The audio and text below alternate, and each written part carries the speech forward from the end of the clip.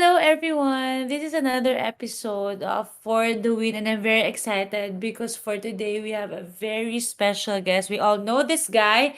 Everybody in the NBA Top Shot community know this guy, and I'm so sad that I won't be able to enjoy and be with the interview because I have a prior engagement. So I'm leaving all this privilege to my co-host, Maverick. You're a Thanks. lucky, lucky Yeah, guy. I'm pretty pumped.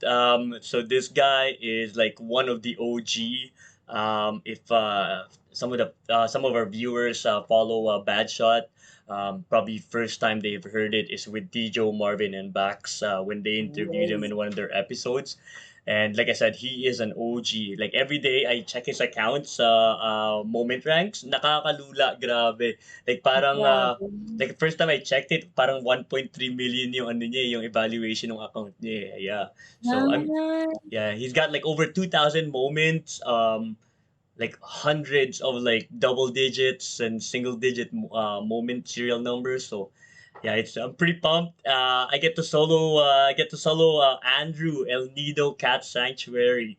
And then I'll be with Dijo and Marvin because you have somewhere else to go and obviously our friend Red's not even in this intro because he's recovering from a wisdom tooth extraction. So get well soon, Red. What a friend. Yeah, next time. So both of you and Red are missing out on a I pretty big name in Top know. Shot Philippines, and I believe he's also a moderator in NBA Top Shot Discord channel. So he's a Nice. Yes, yeah he is. Yes.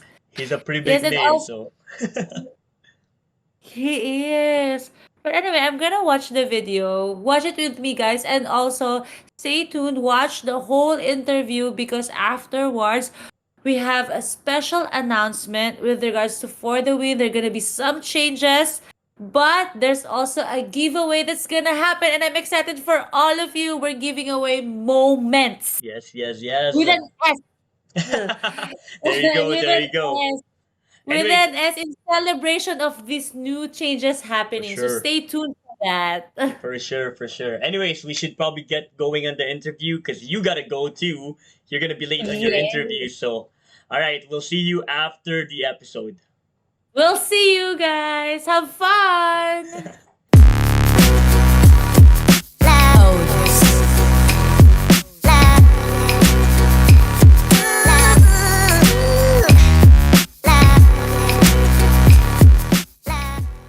What's happening, everybody? Collectors, speculators, flippers, whatever your strategy is. Welcome back to another episode of NBA Top Shot on For the Win.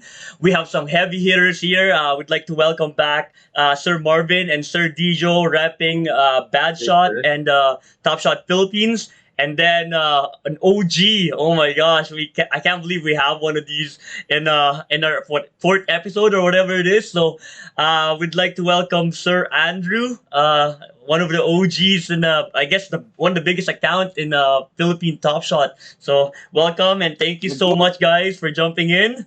Yeah, so I'm your host for today, F, aka Mavic. So let's get started here.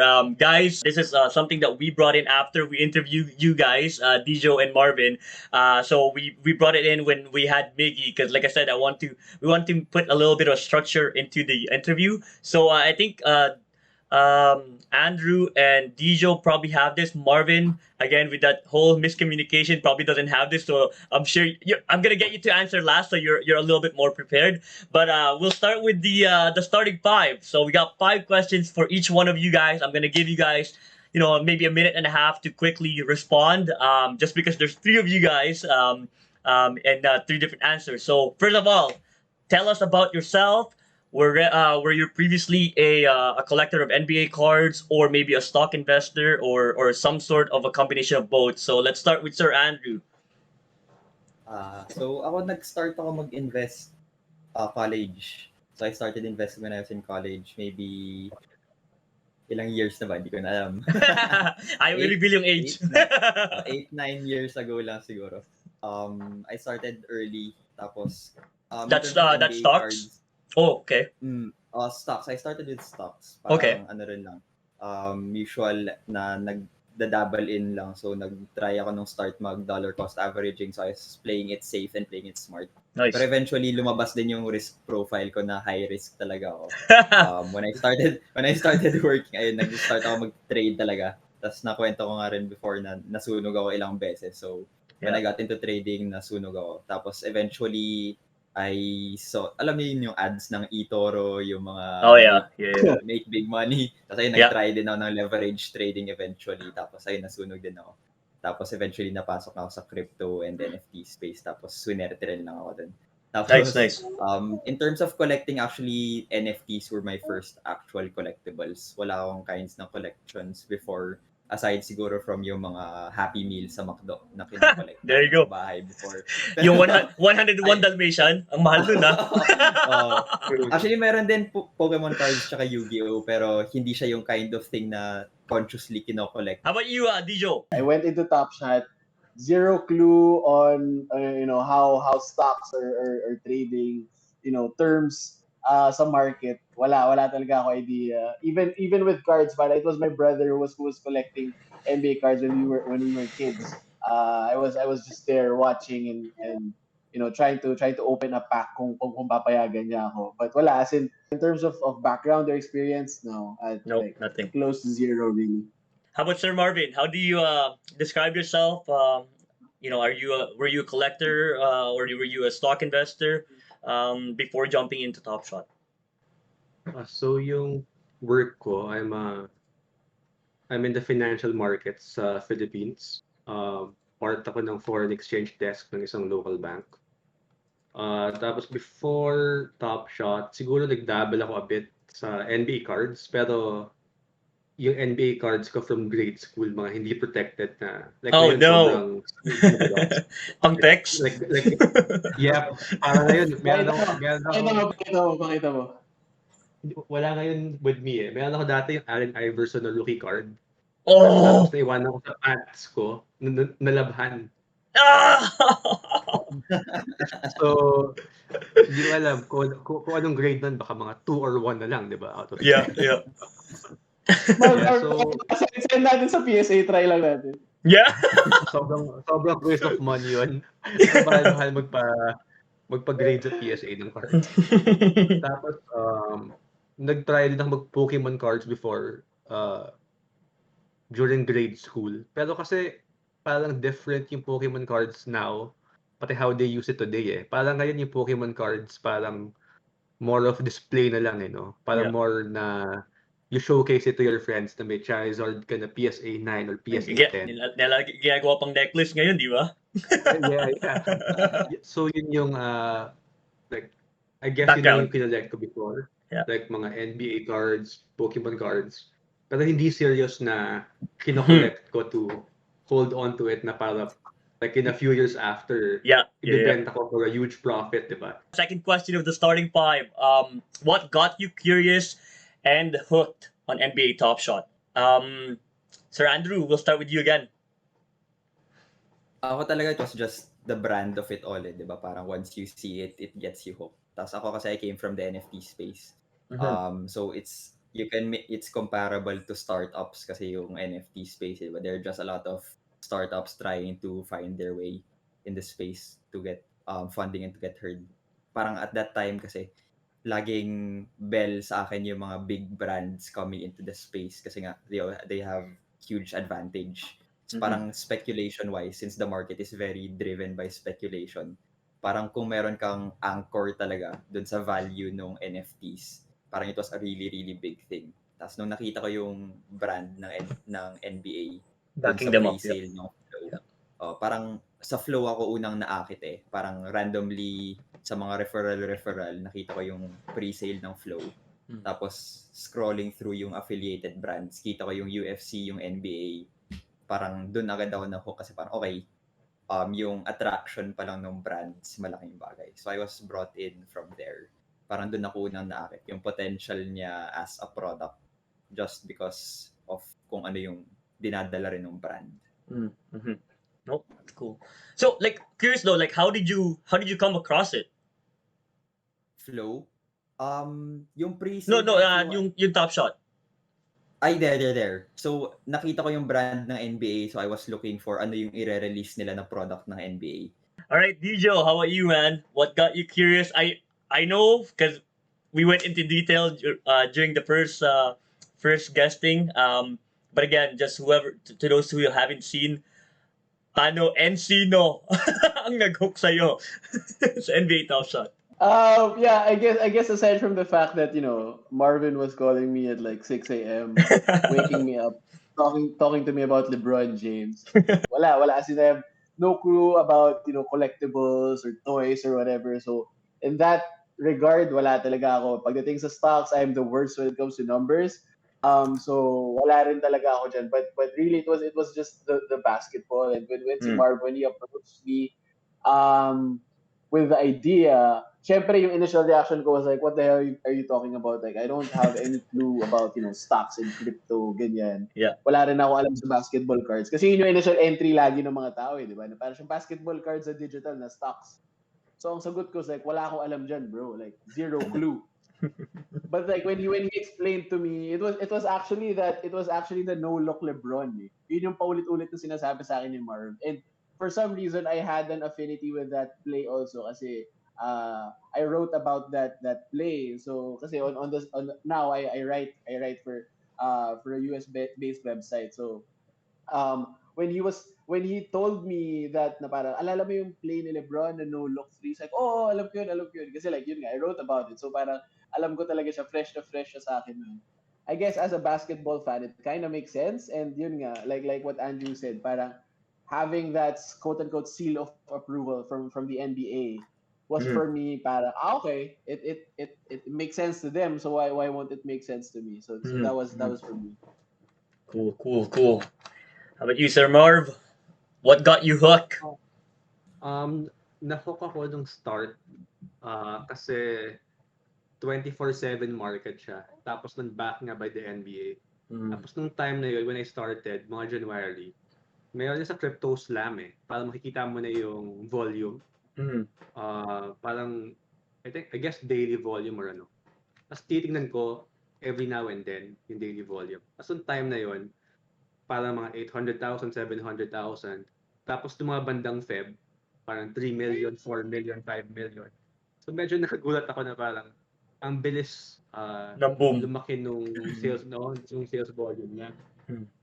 Tapos yun nga, backed by the NBA, pati yung venture capital firm na nag-invest sa Dapper Labs, kilala siya, yung Andreessen Horowitz na VC. So parang yung mga ibang mga software companies na nag-go public, sila yung mga early investors nun. So yun nga no, na nakita ko na nag-invest yung VC na yon, tapos may partnership with the NBA, NBPA. Okay, this one's a quick one. The next couple. Question number 3: favorite NBA team and favorite player, all time. So Andrew, we'll start with you. I think I know the answer. So alam niyo naman na Wizards fan ako. Pero Yeah. actually before ako naging Wizards fan nung time ni John Wall, para lang madagdagan ko siya. Actually Dallas ako dati eh. Parang There you nung go. time ni Nash, Nowitzki, Finley. There it is, man. So sila yung first team na parang in-affiliate ko yung sarili ko na okay, gusto ko silang manalo. Tapos kaya medyo bitter talaga ako nung time na nanalo yung Mavs noong 2011 kasi nga wala na si Nash. Parang hindi parang after nilang matalo nung I think yung time na yun, I forgot which finals was that. Parang sabi ko okay, hindi na ako Mavs fan nung nag-break apart sila. Kasi parang at that point wala akong team. Tapos medyo bitter ako nung nanalo yung Mavs na wala si Nash. Kasi nga team sila before ako nag-switch over. So, favorite player ko all time, biased ako kay Kobe. Tapos siguro close second si LeBron just because of, pero outside basketball reasons na rin naman yung kay LeBron. Pero I think parang no need to explain naman kung bakit kay Kobe. For sure. Parang For sure. transcendental na rin siya for the people who are fans na parang very personal yung connection nila sa personality kahit hindi naman talaga nila kilala yung tao. Tapos parang ganong level lang siya, I guess na. And Kobe like went to Philippines a couple of times, di ba? Yeah. Yeah, so like talagang ambassador siya ng game even after he retired. So, all right, Dijo. We know the Ah, team. yung pinaka naalala ko talaga, may una kong favorite player talaga was Jason Kidd. Hmm. So I think that was yung Jason Kidd na nasa Nets na. I don't know what year that was. Pero yun yung una kong favorite, I guess, quote unquote favorite player talaga. So I maliit ako eh. So when I play basketball, I really watch, point guards. Mhm, So lahat mhm. ng point guard na ano like Jason Williams, Yeah. Mark even Jackson. Steve Nash. No, no.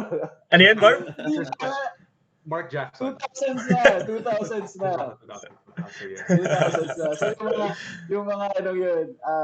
So yung star Jason Kidd. But like nung nga, nung nakita ko si Nash, actually si Nash and si Dirk nung long hair sila. Tapos, Mhm, mhm. they were, and it was heartbreaking nung umalis. Baliktad kay Andrew, nung umalis si Nash. Para ano ako torn ako na parang, oy, bakit nila binrake tong parang quote unquote Bash Brothers? But I stuck with Dallas. So kaya Ah, medyo parang full circle siya when Jason Kidd returned. I don't know what season he returned sa Dallas, but when they won the championship in 2011, parang sobrang ano nun for me because like I love Jason Kidd growing mm. up. And Dallas ako, Dirk ako. So when they both won a championship together, I was like, okay na ako. I know Yeah, these guys won't win a championship ever again, so okay yeah, na ako. Okay yeah, yeah. There you go, there you go. So the na ako. Jason Kidd though for your all-time favorite player? No, it's still gonna be Dirk, but like if you were to ask me to pick my all-time favorite point guard, it's gonna be Jason Kidd. Oh yeah, Marvin, your turn. Yeah. So, favorite player ko si LeBron. So, given na yon na kung saan team siya nag-join that year, yun yung team na root Oh, for okay. ko. So, so Cavs, Heat, Yeah, Cavs, Lakers yeah. yung teams kasi yung support ko. Okay. Then, No. nag-start ako before Kings fan ako dati. Like yung team nila Weber. Oh yeah. Tapos, sobrang ayaw ko si Kobe and Shaq dati. So, Yeah. sobrang dominant nila. Pati Yeah. yung Spurs, sobrang ayaw ko din yung Spurs. Kasi, lalo na pag bata ka, di ba? Yung mga ibang team, sobrang fast-paced na Yeah. puro slam dunk, Yeah. Yeah. puro mga Crowd long pleaser. threes. Yeah. Yeah, yeah. Sila parang Boring like bank nakakapag-game. Yeah, shots. yeah, yeah. Yeah, parang sige, i-feed lang natin si Duncan. Yeah, Tapos, yeah, hook shot lang si Duncan. Ganun. yeah. So, for the time na yun. Pero, as I grew older, parang mas ma-appreciate mo yung playing style nila eh. Pati how these veteran players adjust, no? Na Mm, less reliant na sila sa athleticism nila. Parang mas magulang na or parang ina-outsmart na lang nila yung competition most of the mm, time. mm, mm, mm. So yun, parang ngayon na mas matanda na ako, mas may appreciation ako for mga older guys na like na same pa din yung production kahit sa paano. All right. So again, last question of the starting five.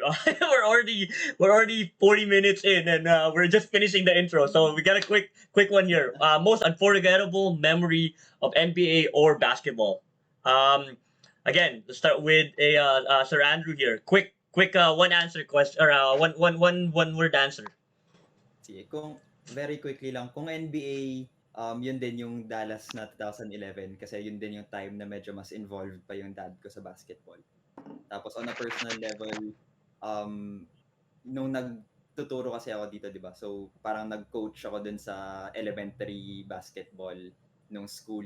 Eh hindi kami competitive na school, parang mas academic, known for academics. Mhm. So ako parang pinipilit ko lang na sumali sa mga ganung contest. Tapos sumali yung grade school namin. Tapos umabot kami ng provincial meet. Oh, Tapos nice. nakapag-coach din ako ng provincial team ng El Nido. Oh, there you go. Parang very underdog story siya kasi kaming school hindi talaga known for that kind of thing. Tapos Nice. parang super exciting nung games talaga nung dito na doon sa locality kasi sigawan talaga yung mga tao. Okay, while we're waiting for Dijo, Marv, Yeah. quick answer for you. Ako siguro yung most memorable NBA related kasi wala naman akong parang noteworthy na like sa intrams or sa liga doon sa linggo. na, yeah. I think most memorable for me was yung uh, three-pointer ni Ray Allen. Like to tie the game 6 ng Spurs Miami. Kasi medyo sure na ako na parang feeling ko talaga noon talo na naman yung Heat. Tapos noon, i-break up na sila. I think yung time na yun, kaka-champion lang nila, no? Tapos parang maka back-to-back yun. Parang sobrang defeated ng feeling ko na They're gonna lose. champion na naman yung first, di ba? So siguro yun, yung game winner na yun. Ay, sorry. Yung pang-tie na game na yun, yung Ray Allen. Pang OT. Yeah, naalala ko pa nasa Bugsies ako sa Ortigas nun eh. Lunch break namin. Nag-drive kami ng office mate ko. Si Dijo, Jay Vergara. Nandun kami sa Bugsies para mapanood yung game. Hindi lang matalo. Pareho kami LeBron fan. Dijo, how about you, man? Most unforgettable memory on NBA or basketball? I guess paano ba iba? I was, and I'm sure si Marvin is on the same page. Pero college basketball, man, here in the Philippines was crazy for me. I bet. Experiencing college basketball kahit as early as grade school kasi. So para ako, I went to Ateneo. So alam niyo naman, diba, para pagdating sa Ateneo La Salle, grabe talaga yung rivalry. So para as early as grade 7, I remember. I think it was game 1 of the finals. So para I think it was Cardona, Mac Cardona was gonna his patented hook shot, and then Wesley Gonzalez blocks him twice to win game 1 of the finals. I remember lang, I for some reason, yun yung unang bumabalik sa akin kasi it was a great fair yun nung school. So it was a great school fair and we were all in the auditorium watching the game. I can't even remember who I was with. But I was holding kasi last play of the game na to eh. May hawak akong monoblock chair. Tapos parang sobrang excitement. May hawak akong monoblock chair. So when Wesley Gonzalez blocks Cardona for the first time, parang inangat ko yata yung chair kasi sobrang excited ko. Block, natapon ko siya somewhere. So hindi ko na kung may natamaan. Now that you're revealing this, may maririnig ka or may magdi-DM sa'yo. Sorry. Let's get to the main topic, guys. 48 minutes into this interview. Let's get to the main topic. I sent it to Marv. So this is pretty much main topic today is off-season, the future of Top Shot, and maybe a little bit of predictions. So we're not gonna go through each question. It's just gonna be based on the flow of the conversation. But first of all, let's start with the overall market, like the health of the market right now. Like Top Shot has started doing a little bit more marketing.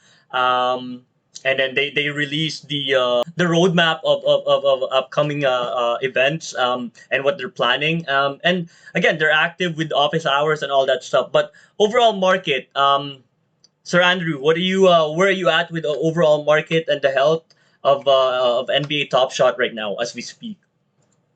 Parang at this point talaga, it's still the same di ba? Parang wait and see talaga tayo lahat to see what happens. Na-mention naman ni Dijo kanina yung state ng playoffs in particular.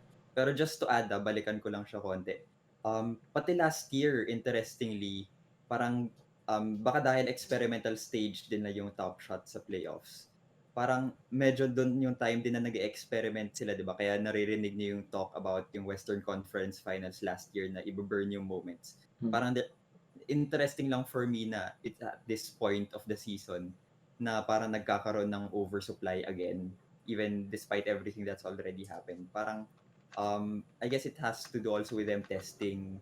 Kasi considering nga yung playoffs should be one of the most demanded moments, di ba? At least for fans, diba? So we're still in the perspective of they're marketing the product for fans. Parang playoffs will be something that fans of those teams will be looking for.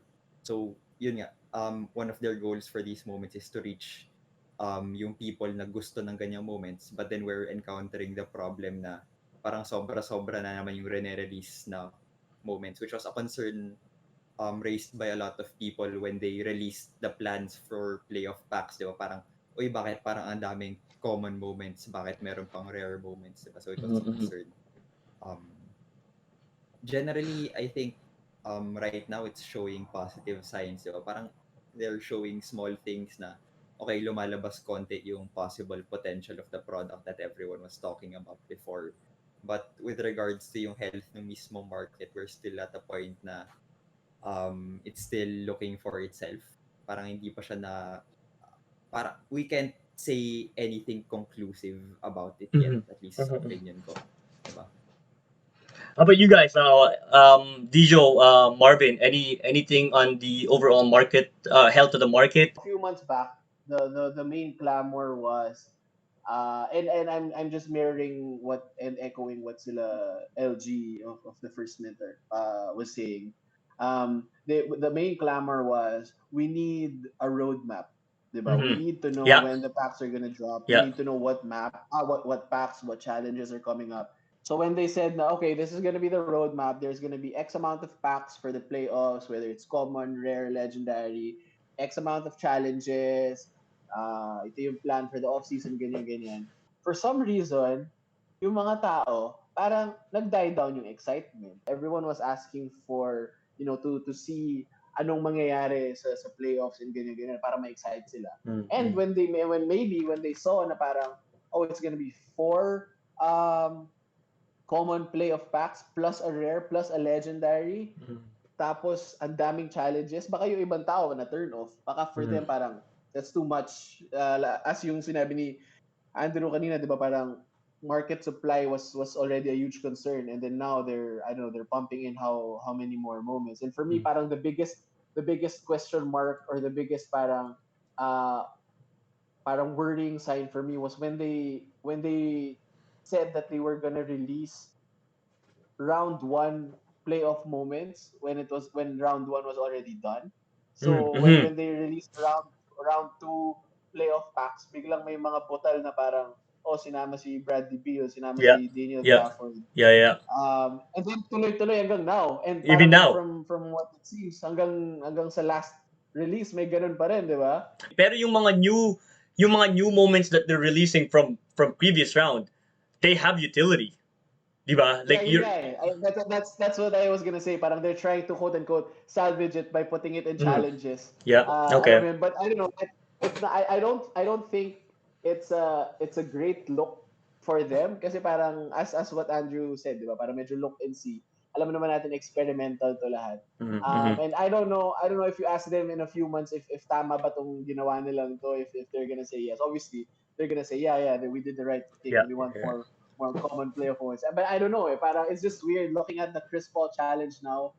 It requires a THC and an Andre Drummond round Yeah. one moment, which is kind of Yeah. Okay, weird, boring. di ba? Yeah. Parang you want a Chris Paul round three Western Conference Finals reward, but you need an Andre Drummond and a Taylor Horton Tucker Yeah. Yeah. play from round one, which is kind of weird. But it's just I don't know the roadmap when it comes to the playoffs, and I feel that this has been again from a marketing perspective. I feel that this has been like the best and worst thing uh about the community sa Top Shot because people are always parang looking forward to something. Ang taas agad the expectations, di Mm. ba? Like people Mm-hmm. coming into the playoffs, it was a bear market coming into the playoffs, di ba? So everyone's gonna say, oh, the playoffs are gonna save us, di ba? And then now you're hearing people in the community, oh no, hardcourt is gonna save us. Yeah.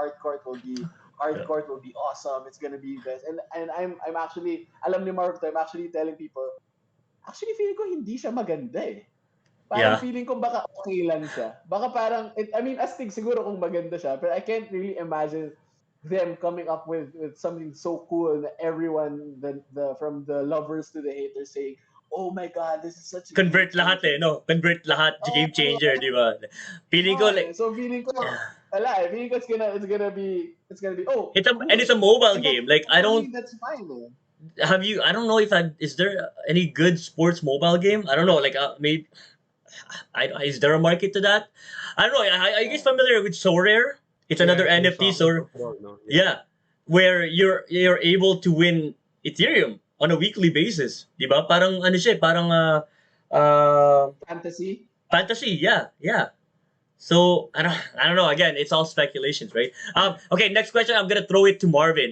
The playoff packs. We touched on it a couple of times. See, Andrew and Dijo touched on it a couple of times. Was it a good strategy? Was it a bad? In terms of number of releases, the moments, and the utility that they're doing for it. What's your overall take on it? I think yung number lang na 12,000, I guess medyo madami. Siguro kung if they capped it na 7,000, 8,000. But tingin ko, what disappointed a lot of people yung sa playoffs pack number 2. Mm-hmm. It didn't sell out, no? Parang di siya Mm-hmm. ubos agad. Like may naiwan na 30,000 packs. Siguro better if they allow na yung mga users makabili ng multiple packs. Nung linabas sa roadmap, it wasn't clear, no? Na may lalabas Mm-hmm. kunyari na round 1 moment Yeah. sa second Sa round, third rec. round. Yeah. Yeah, di ba? Tapos, when the second round packs went out, hindi siya na sold out agad. Parang may 30,000 na naiwan for mga 2 days, 2 1 to 2 days. days, no? Mm-hmm. So, siguro yung mga tao saw that as somewhat bearish, no, for the market na may mga EV packs na nakaiwan lang doon. Why are the users not buying them? Mm-hmm. Then siguro like once yung round 2 moments then went out, grabe yung pag-plummet sa price ng mga moments, no? Yeah. Pati yung mga Kevin Durant na moment, parang Yeah. umabot 100 plus dollars during For the the LeBron challenge. was at like 200. Yeah, and yeah, how yeah. and now how much? Mga 60 na ngayon no? Mm. 60, 70. 50 Yeah. yata. Or Yeah. Yeah. 50 pa ba? 50 pa? Parang. Wow. Bibili So na si yun, Marv. hindi, actually bumili na ako nun eh. Binenta ko 200. Hindi ko kasi ginawa yung challenge. Oh yeah. Tapos nung nahulog to mga 130, sabi ko, okay na to, 130. Tapos I didn't expect na Magdidip pa. na magde-dip pa further. Kasi yung pag-dip niya parang hindi lang yung moment na yun eh. Parang as a whole, As yung a whole, moment Yeah. nag-dip yeah, eh. Like yeah, it pulled as a it. threat na hulog eh, no? Yeah. Mm-hmm. I think yun.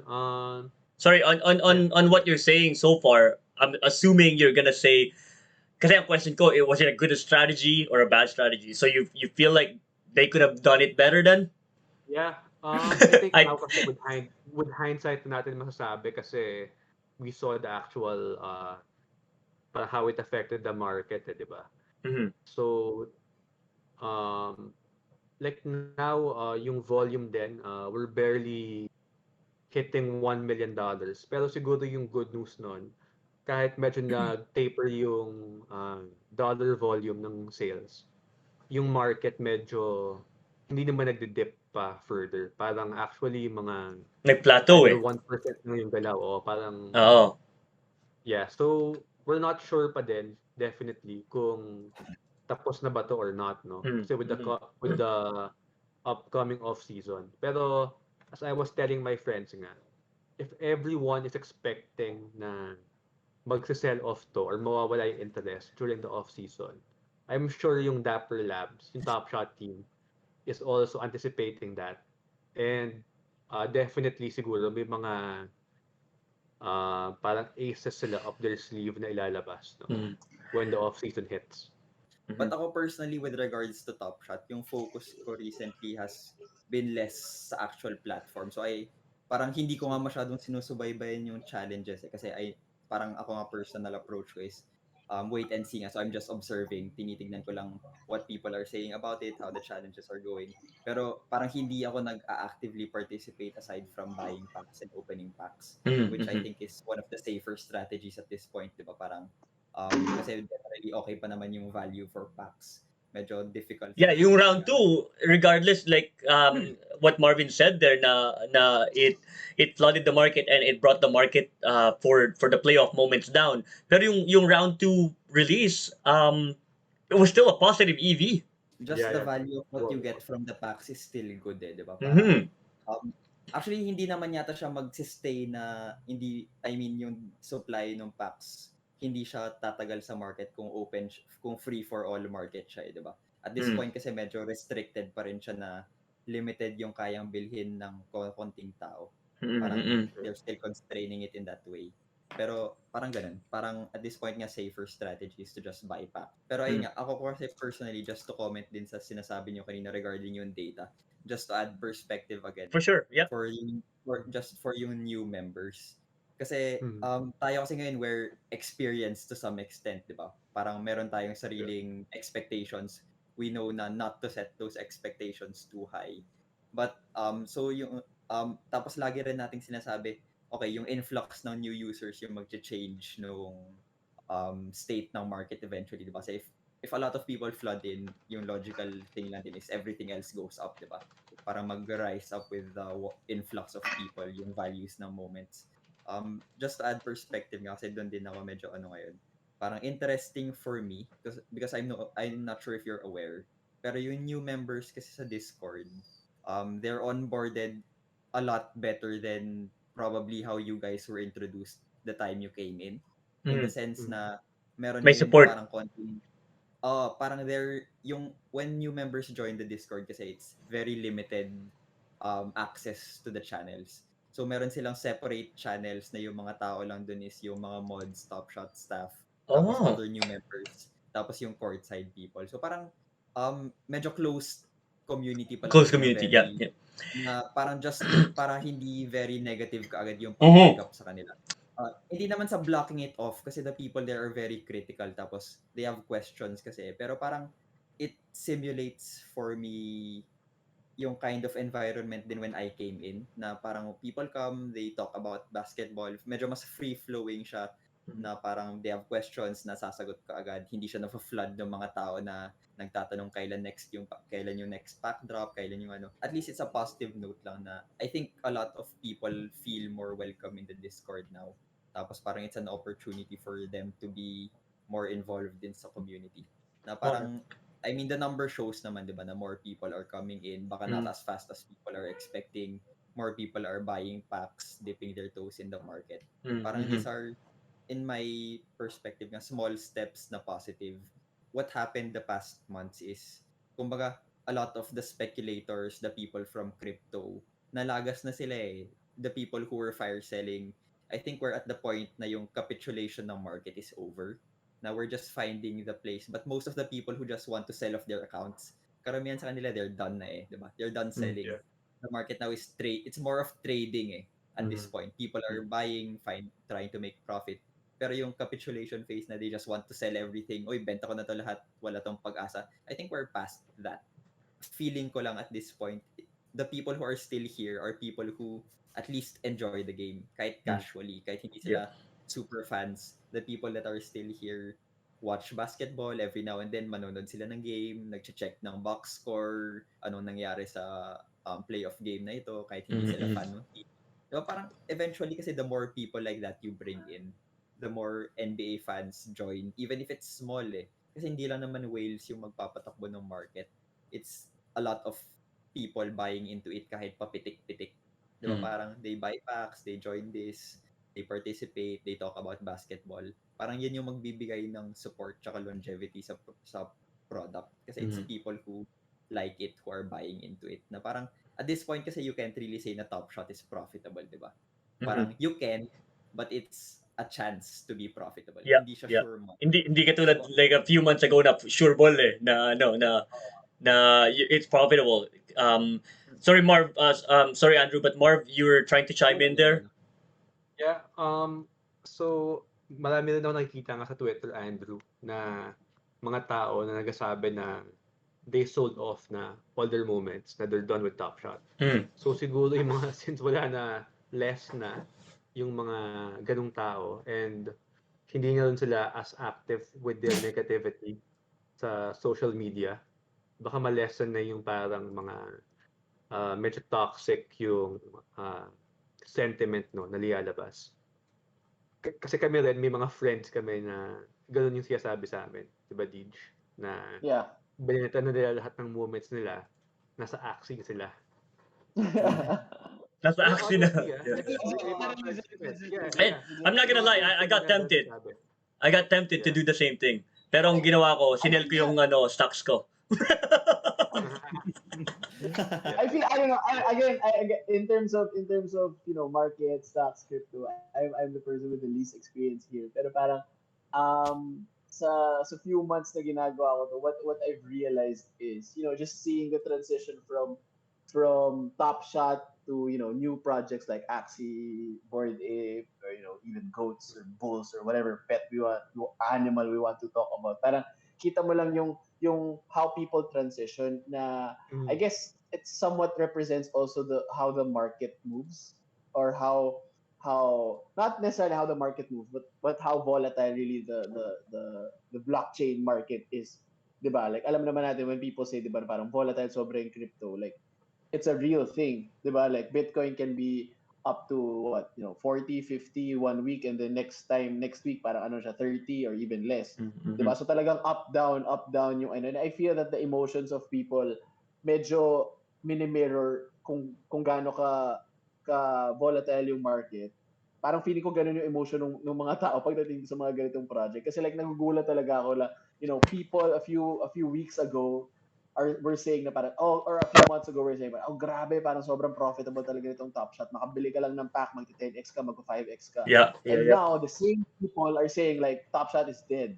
Parang Mhm. benta ko na to lahat kasi Yeah, Axie na ako, kasi sa Axie, ganun rin, 5x, 10x. Parang ganun. yeah, So parang, yeah, it's funny seeing it from an outsider's perspective. It's crazy how volatile the emotions of yeah. people Oh yeah, are. And ikaw, as a person involved, parang you also have to manage your own emotion, eh, 'di ba? Na yeah, parang wag mo yeah. pakinggan yung FUD, wag mo pakinggan yung mga nega, wag mo pakinggan yung toxicity and yung haters, and just try to go back to your goals and why you're doing Exactly. Yeah.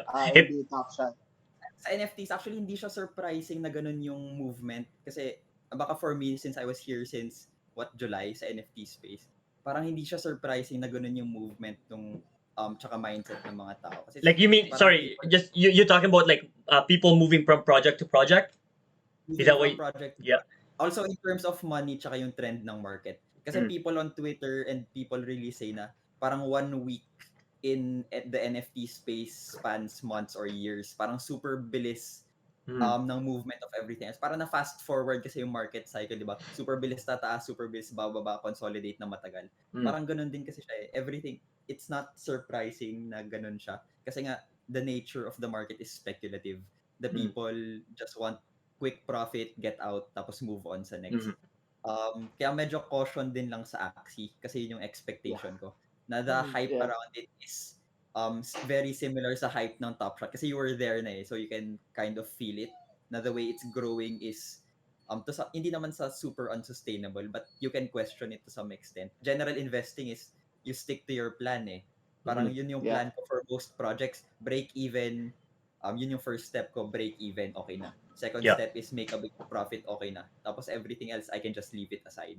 Tapos ganun din ako for Top Shot. Aside from Top Shot kasi, parang I'm helping the community grow. But in terms of valuation, hindi ko na siya masyadong pinapansin.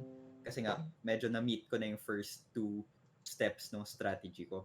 Moving on to the next topic, Top Shot's marketing. Um, any take on that? I don't know if you guys saw the email kanina about the promotion on Game 5 with Phoenix Suns. Did you guys see that? So I thought that was a little interesting. I didn't see that coming. That this is they're joining forces with a specific team, di ba? So Yeah. again, like I guess and then I think one of you ako guys naman, posted something on the Top Shot Philippines about YouTube advertisements, di ba? So they are starting to gear into marketing this product a little bit more. Marv, will throw it at first on you. Where are you with the marketing? Yeah. Yeah.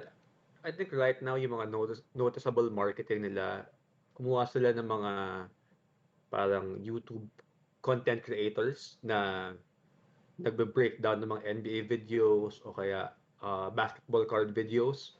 Tapos nun, may short segment lang presenting what Top Shot is. Parang Mm. tingin ko parang may scripted content na binigay sa kanila eh. Mm. Tapos they have to uh, parang follow what's on the script. So yun, I think in terms of marketing, hindi pa rin siya full blast eh. For a Mm-hmm. company na $7.5 billion yung valuation, parang medyo ano ba, medyo hindi pa yung traditional marketing Conservative. yung yeah. Parang small scale pa din. Kasi parang Yeah. siguro what we're expecting from them, parang mga commercials sa Mm-hmm. mga Like parang Super Bowl type, diba? Or like yeah, or NBA like even Finals, makita yung top yeah, shots, diba? exactly. Even during the NBA games, wala pang commercials Yeah. Nothing on TV, Yeah, 'di ba? baka eventually, siguro they feel hindi pa sila ready for it. Kasi kung tingin nila ready na sila, for sure ilalabas nila yun. Parang maglalabas sila ng marketing campaign na Mhm. full force.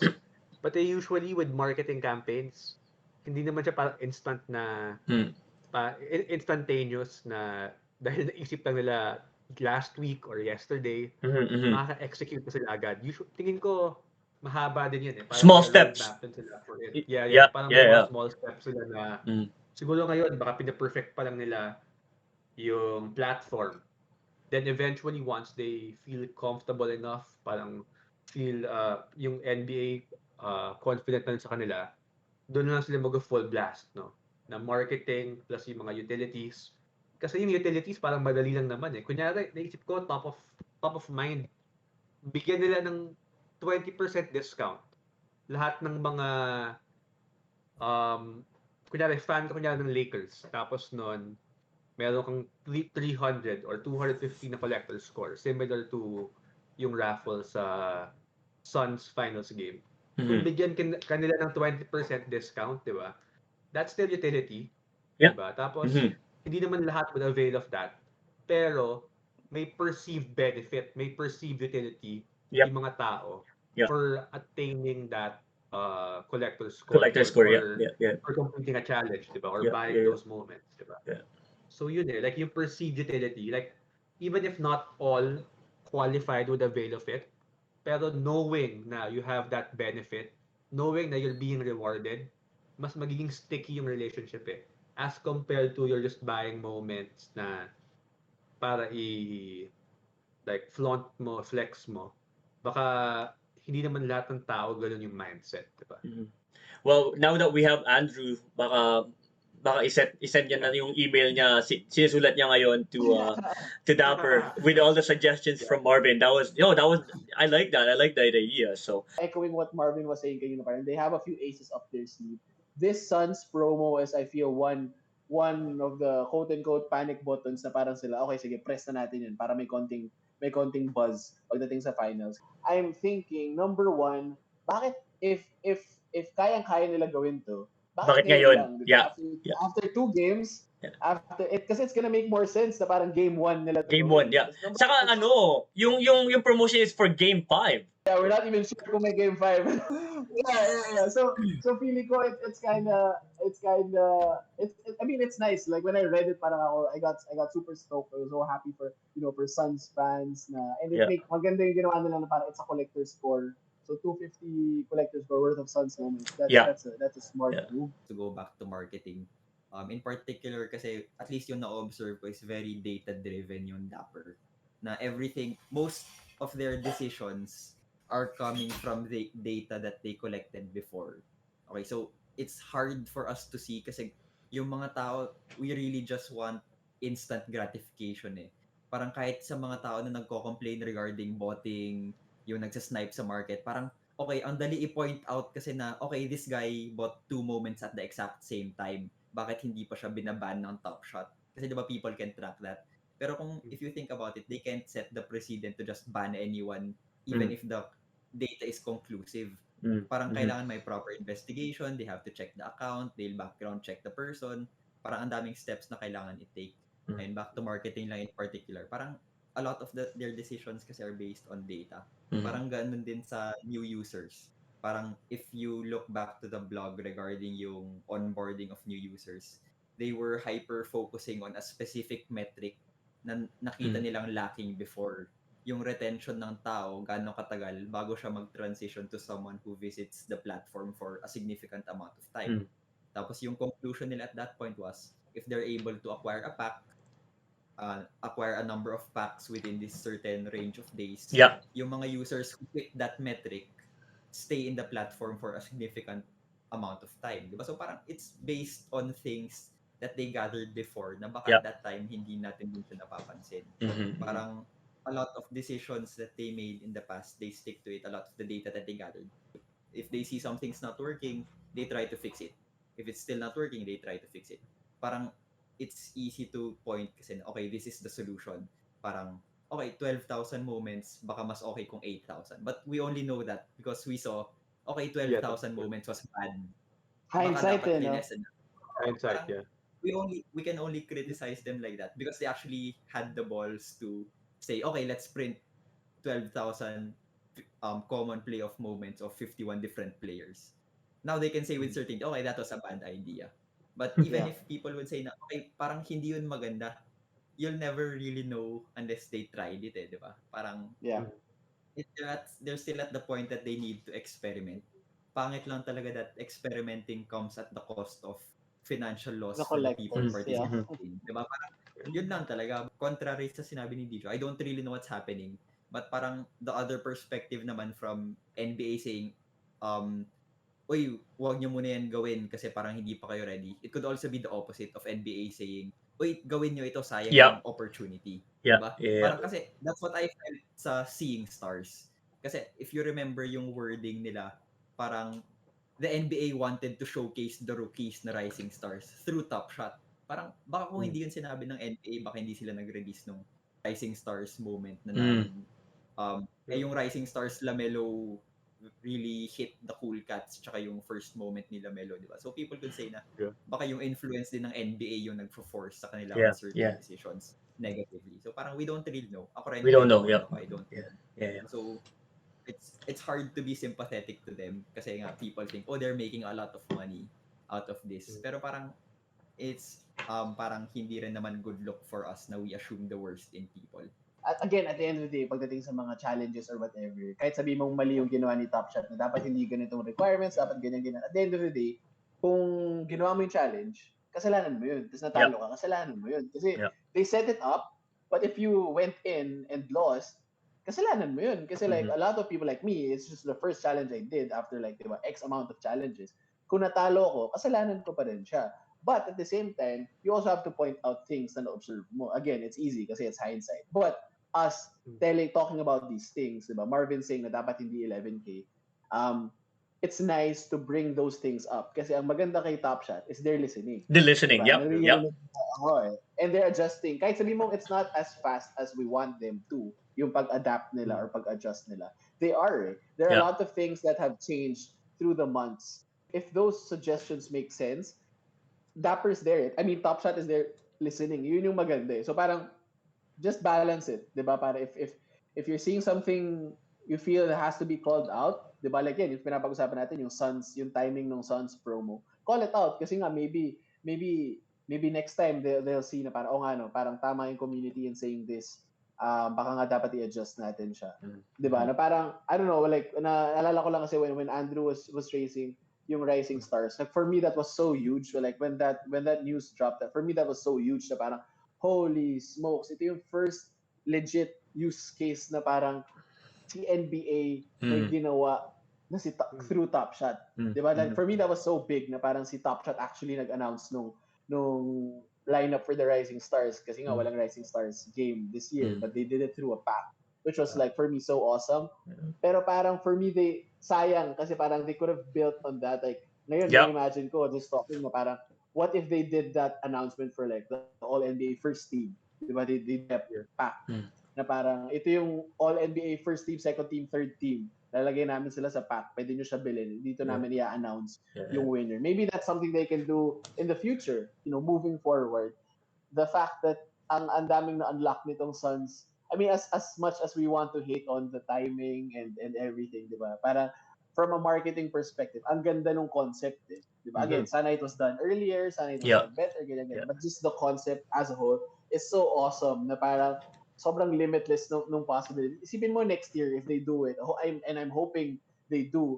Parang next year they announce, okay, for the whole season, we're gonna do one per team na regular season. So we're getting 5 Atlanta Hawks fans, 5 Charlotte Hornets fans, 5 Dallas Mavericks fans na parang gagawin namin all expense paid trip to a game. Diba? Mm. If they imagine doing that for a whole season, that's like marketing, that's like YouTube, Twitter content for like a whole season, tapping to different markets. Okay, so again, we're going into 2 hours here. I'm gonna skip the outro and we're gonna cut it short by I'm just gonna open a pack, share with you guys. Let's get that Daniel Gafford. Hindi ko pa binuksan yung sa akin so Are you gonna open it? Reveal all? reveal all yan. Oh, D Rose, Oh, Oh, Lopez, pero yun talaga 725, no? Yeah. 725. So not bad. that's not bad. And again, Hmm. like I said, I'm a D Rose fan, so I am going Yeah, to That's keep maganda not that. bad. I got the D-Rose also. Yeah, I know a couple of people now that has D Rose, so not Yung bad. Brook This Not Lopez bad. na was yun, Yeah. for sure not part ng bad. challenge yan. So I guess like again like Jeff kind of announced a promotion or a giveaway. So um we're gonna be giving away a Russell Westbrook playoff moment. Just Wow. a nod to the uh um Andrew's favorite team, I guess. There so you go. that's what we're gonna be giving away, and all you gotta do, guys, to those who's watching, is like and comment on the YouTube as when we post this. Kung sino ang favorite player ni Andrew. So that's what we're gonna do, and I guess we're gonna choose based on your answers, and then we'll get Jeff. It's gonna come from Jeff Gaitan's account, so I guess there's a signature there, a digital signature to Jeff. So thank you so much for spending your time or your Sunday morning with me. Before we go, Andrew, a plug. Where can we find you? Anything that you want to promote? Hindi ako ready. Pero, No. a few things. Generally, yung ano lang, social media siguro nung El Nido Cat Sanctuary. So that's what all of my NFT projects and profits are for. So actually, recently, nagsa-start ulit akong gumalaw. So I haven't been touching the social media of the Cat Sanctuary for months. I think last year pa, 8, 9, 10 months ago, last kong ginagalaw. But Mm. I'm really, since I have more time now, I'm really starting to focus more efforts towards directing attention and funds toward it. So parang I'm transitioning to that point that I'm making it more concrete for me. So check out yung social media accounts ng El Nido Cat Sanctuary, Twitter, Instagram, Facebook. Yun lang naman for now. Okay, Dijo, Marv, you guys, if you guys plug anything. Ano ba? Well, we're still on the pod. We're still on the pod train. It's been a bit tough kasi nga medyo down yung community now. So we've been trying to experiment with other content, mostly basketball content pa rin naman. Yeah. So if you guys are interested to hear more of our ugly voices, we're on Spotify. It's Badshot. We've also been trying to do some streams to open some packs, but again, yung mga tao as axi na sila lahat, wala na silang pake kung ano yung laban ng mga moment namin. But hopefully, ano Marv, di ba? We have a few plans for the off season. Hopefully Yeah. we can still stick around. Kasi yung goal lang naman talaga namin is, I guess, para yung sinasabi ni Andrew with the communities, we want people to have a space to talk na, alam mo, it's not just about, kasi ang For hirap sure. din, even with Facebook, minsan may mga toxic na mga tao na nagsispread lang talaga ng FUD, di ba? But we want there to be a fun space. Hopefully, we can continue with Badshot and just give people a space where we can laugh about our mistakes and watch Marvin laugh the whole stream. Hey, I'm up to date, man. It's fun. Like a couple weeks ago when we did the pack drop, ang saya. Nung anim tayo nun di ba? Ang saya nun, ah. So, Yeah. Yeah. sure, we gotta do that again. So, Marv, anything you want to promote? I guess same na rin with Dijo, yung Badshot na podcast and yung Top Shot Philippines na Facebook group. For So sure. if people want to learn more and interact with other Top Shot users, I recommend they join Top Shot Philippines na Facebook. Nakakainis, grabe, ang saya naman. Tapos, ang dami, guys. Sa lahat ng mga viewers, that was very informative. Daming natutunan. Ang dami kong nalaman na, oh my gosh, hindi ko Napahaba nga na-realize. eh. Kasi like, Like hindi nga namin natapos lahat ng topic eh. We didn't get the chance to go to yung pinaka outro ng For the Win, yung final four questions, di ba? We didn't even get through that kasi nga sobrang dami ng discussion. So yeah, so ang saya, ang saya. Oo nga, Sobrang saya nga. informative. Parang feeling ko papalitan na rin ako ni Dijo dito eh. Parang sobrang enjoy ko. O kaya baka maging regular na natin si Andrew. Parang Yeah. No, si Andrew cool yun. Like, I think like the past week, I've been talking to him every day. Talagang sobrang cool nun. Sobrang approachable niya. So yeah, no, that was good. Next time, It's next time nice. sana kasama ka na, di ba?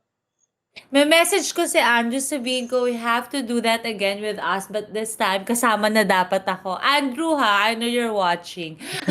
Ulitin natin to. Ako naman ang babawi. There you go. There you go. Anyway, And, so earlier during the intro yes. nung episode, we talked about some big announcements and maybe some giveaways. So Jeff, do the honor. Yes! I have good news for all of you. I would be so sad dahil mawawala na sa YouTube account ko ang For the Win.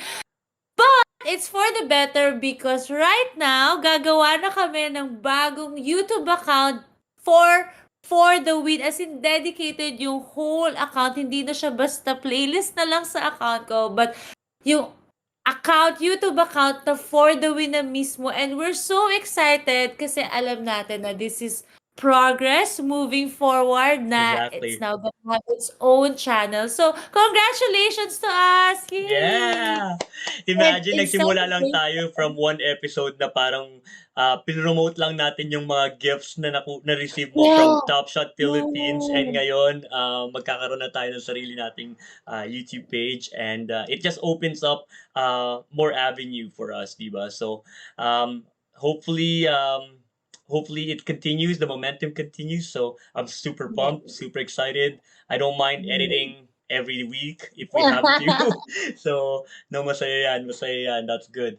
And Mm. And in and celebration of that progress and big change, new meron tayong chapter, di ba? new chapter! Yeah. Meron tayong four moments to be given away Yeah. from Well, Halloween. from For the Win. Yeah. So we won't announce which moments will be received or will be giving away just yet. But as soon as we hit 100 subscribers, I guess yun yung target natin. Yeah. Then we'll be giving away. It's not just one person. Obviously, we want to try and spread the love as much as we can. So we'll try and give it to four different people, or we will give it to four different Yay! people. And it won't just be a 4,000 circulation or CC moment. It'll be a little bit more special than that. So so Yes! stay tuned. So no, that's Stay good. tuned, So guys. And actually, explain natin yung mechanics. Simple mechanics. Just share account, help us hit 100 subscribers, and don't forget to comment. To comment on the specific video. This video ba ang comment for the raffle? no, I think it's the subscribe on the page. Like the subscribers nung YouTube page. Oh, Yeah. so you Yeah. mean to say those 100 subscribers, sila ang may raffle entries? Yes. Yes. Oh, That's how we'll do it. guys! Yun So naman pala. So yun. So, invite your friends, invite your wife, invite your daughters, your sons, lahat ilagay nyo na i-like. Kung gusto nyo na more chances of winning. But, syempre also, you'll be part of that page in the same way that you welcome us sa NBA Top Shot community. You're also welcome sa page namin. And it's not just about, we're talking about many changes like we're gonna go live, we're gonna spend more time with you guys, have more guests in the future, and then a lot parang ano pa ba, marami kaming naiisip na mhm. idadagdag natin sa page na yon Yeah. in relation with NBA, in relation with NFTs, Mhm. and lahat. Yeah, So so don't yeah, forget. the page won't be just strictly for NBA Top Shot. For any, because kami ni Jeff, we're starting to branch out on other NFT projects as well. So Top Shot opened the door for us, and we're hoping Yes. that that page will be almost the same for other people, right? So parang ma-open up yung mind you about NFT, and then maybe move on to better things, or other things, not better things, but to other things in the whole NFT world. So yeah, so it's exciting news, and so happy. Jeff, I don't know, like, how are you feeling with that announcement? But yeah, I'm so pumped. And yeah, me also. I'm very, very excited. Thank you guys for staying with us. Thank you also, Marvin. Thank you, Dijo. Thank you, Andrew, for Yeah, sparing time. I know you're very busy with El Nido Cat Sanctuary. It's yep, actually a haven for abandoned and yep, abused cats. And also the one of the objectives of El Nido Cat Sanctuary is to like control yung stray population. yep, So they really have good intention, good yep, objective. So good luck on your project, yep. Andrew, and thank you for joining us. There you go. See you. See you on the next episode on our new YouTube channel. Thank There you you. go. Bye.